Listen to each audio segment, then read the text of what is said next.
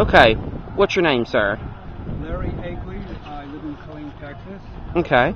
Well, I see your sign says Christians for Peace supports Travis Bishop, War Resistors, Victor Augusto. As a Christian for Peace. Now, there's a lot of Christians in this area, and most of them aren't for peace. How do you explain that? How do I explain that?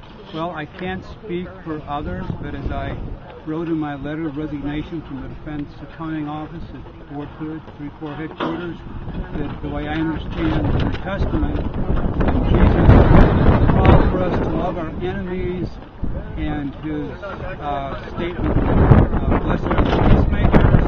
And I could go back into the Old Testament and pull into the New Testament. There's just so much scripture out there that says I, as a Christian, have got to be a peacemaker.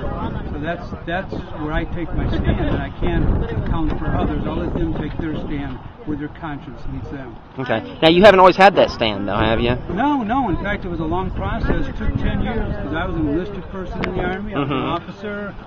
And I really didn't, I was working for the military at Fort Hood. I really didn't want to give up war. I meant giving up my job. I read this magazine called Sojourners, and I was reading it because there were social concerns they had for the poor, those whom Jesus called the least of these, but then they threw in this thing about not fighting in wars, and I resisted that for some time. I actually spent about 4 or 5 years studying scripture, studying books, and I couldn't get out of it.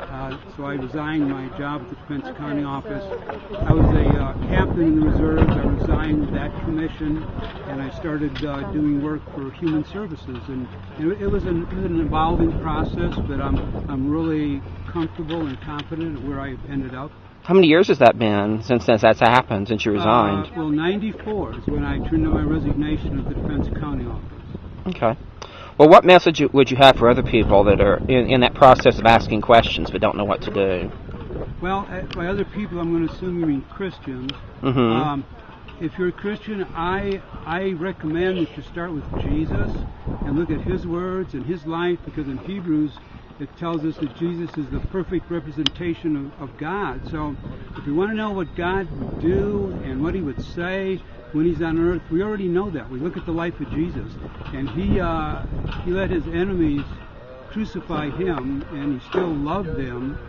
So that's my recommendation. Start with Jesus, and then go through the New Testament and interpret the Old Testament in terms of Jesus. Don't start in the Old Testament and try to figure out what Christianity is about. But you got to start with the source. You got to start with God. You have to start with Jesus.